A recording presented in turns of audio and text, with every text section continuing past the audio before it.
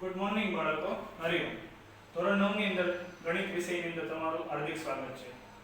તો ગણિતની અંદર નોર્મલી આપણે જાણીએ છીએ કે ઘણા બધા વિદ્યાર્થીઓને ગણિત ગમતું નથી, બરાબર છે?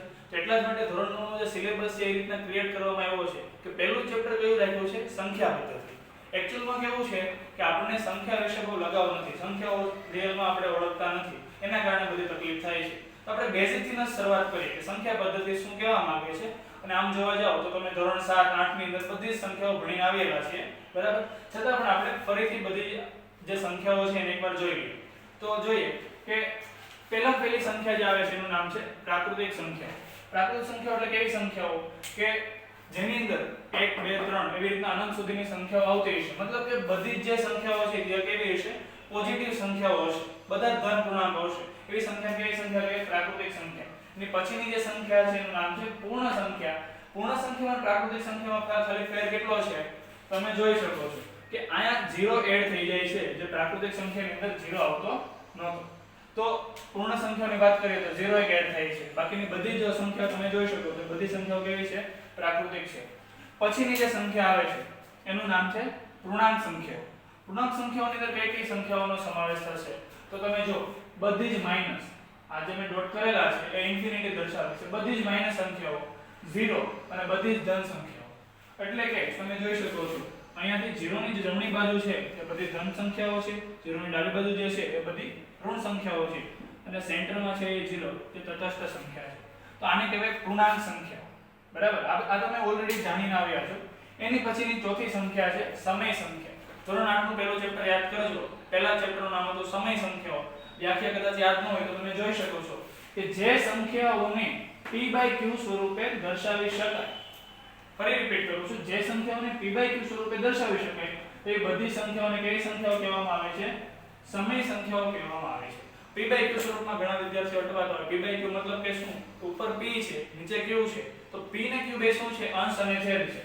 એટલે આ p અંશ છે, q છેદ છે. તો એનો મતલબ શું કે જે સંખ્યાઓને અંશ અને છેદમાં દર્શાવી શકાય એ બધી સંખ્યાઓને કેવી સંખ્યા કહેવાય? સમય સંખ્યા કહેવાય. એક્ઝામ્પલ જોઈએ તમને ખ્યાલ આવશે. તો પણ એક શરત છે એની પહેલા કે p ને q ક્યાંથી હોવા જોઈએ? તો z માંથી. z એટલે શું છે? તો આપણી પૂર્ણાંક સંખ્યાઓ છે. તમે જોઈ શકો છો કે z ને કેવી સંખ્યા કહેવાય? પૂર્ણાંક સંખ્યાઓ કહેવાય, બરાબર છે? તો p ને q શેમાંથી લેવાના? z માંથી.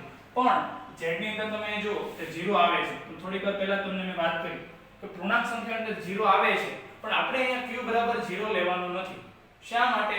તો જોઈએ કે p/q સ્વરૂપ, p/q વાળું સ્વરૂપ છે, પણ જો છેદ 0 ન થવો જોઈએ. મતલબ કે આ રીતે છે, સાઈડમાં તમે સમજો કે p ના છેદમાં q છે.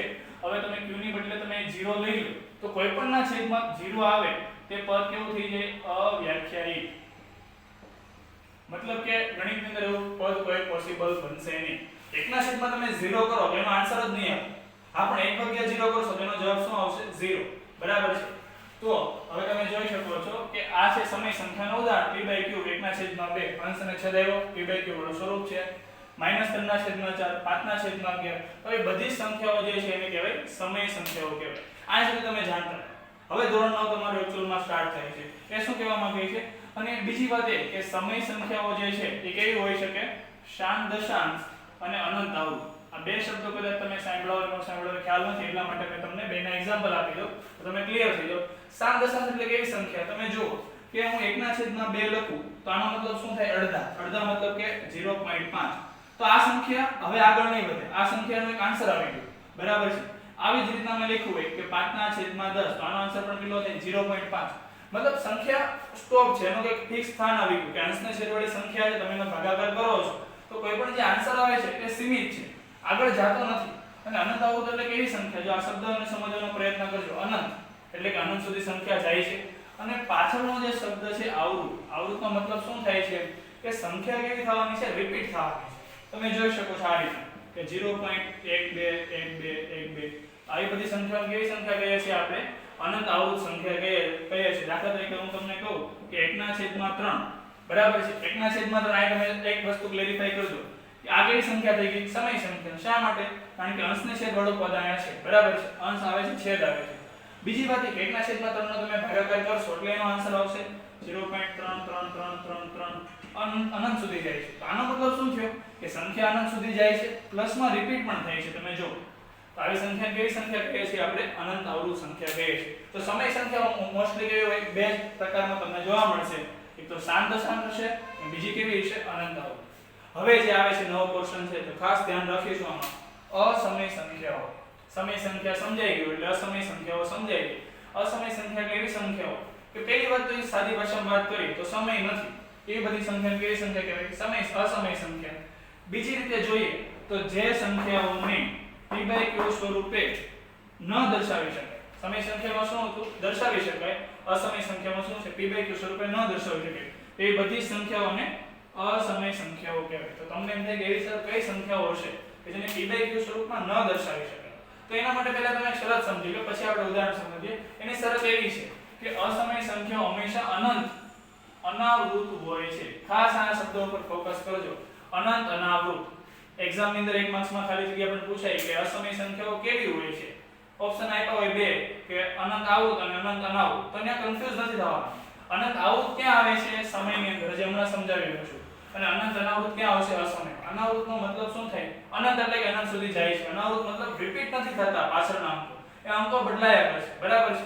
તો હવે તમે જો એને એક્ઝામ્પલ સમજશો તમને ક્લિયરલી સમજાઈ જશે કે √2, √3, √5, √6. શા માટે? વર્ગમૂળવાળી બધી સંખ્યાઓ જે છે એ છે અસમય છે. શું કામ?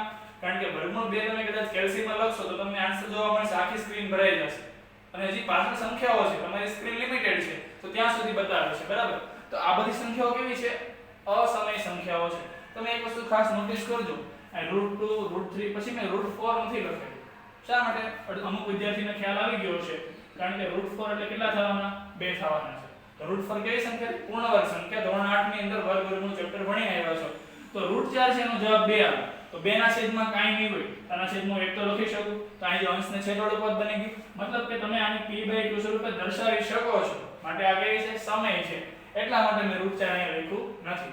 એવી જ રીતના આપણે √9 નહીં લખી શકીએ. શું કામ? કારણ કે તમે જાણો છો કે √9 હોય એનો જવાબ કેટલો થાય? 3 થાય. તો એ પણ પૂર્ણ વર્ગ સંખ્યા છે. તો એક શરત અહીં તમે જોઈ શકો છો કે પૂર્ણ વર્ગ સંખ્યાઓ છે, બરાબર, એ અસમયની અંદર આવશે નહીં. બીજું એક અનંત અનાવૃતની વાત કરી દઉં તમને. અનંત અનાવૃતમાં મેં તમને કીધું હતું અનંત સુધી જતી હશે, રિપીટ નહીં થતી.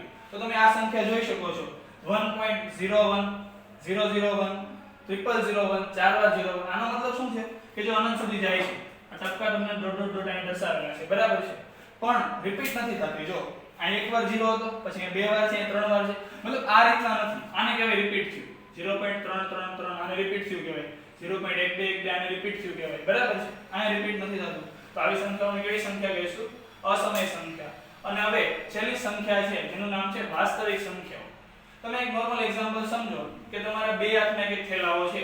એક થેલાની અંદર સમય સંખ્યા ભરેલી છે, બીજા થેલાની અંદર અસમય સંખ્યાઓ ભરેલી છે. બરાબર? પછી તમે બંને થેલા એક જ જગ્યાએ ઠલવી નાખો છો અને એમાંથી એક મોટો થેલો ભરો છો. બરાબર છે? અને મોટો થેલો જે તમે ભર્યો એ શું છે?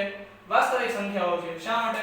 કારણ કે જેમાં સમય અને અસમય બે ભેગી થાય છે એવી સંખ્યાઓને કેવી સંખ્યાઓ કહેવાય ભાઈ? વાસ્તવિક સંખ્યાઓ કહેવાય. જેને સંકેતમાં શેના વડે દર્શાવીએ છીએ? આ. ઇન શોર્ટ, વાસ્તવિક સંખ્યાઓની અંદર બધી સંખ્યાઓ આવી છે. બધાયનો બોસ. ઇન શોર્ટ તમે કહી શકો કે બધી સંખ્યાઓ વાસ્તવિકની અંદર આવે. ઓકે? તો આથી આપણી સહસંખ્યાઓ વિશે આપણે અભ્યાસ કર્યો જે બહુ અગત્યનું છે. એ આની પર એવા ક્વેશ્ચન પૂછે કે શું બધી પ્રાકૃતિક સંખ્યાઓ પૂર્ણ સંખ્યાઓ છે? તો તમે જો બધી પ્રાકૃતિક પૂર્ણમાં આવી જાય છે તો આ છે.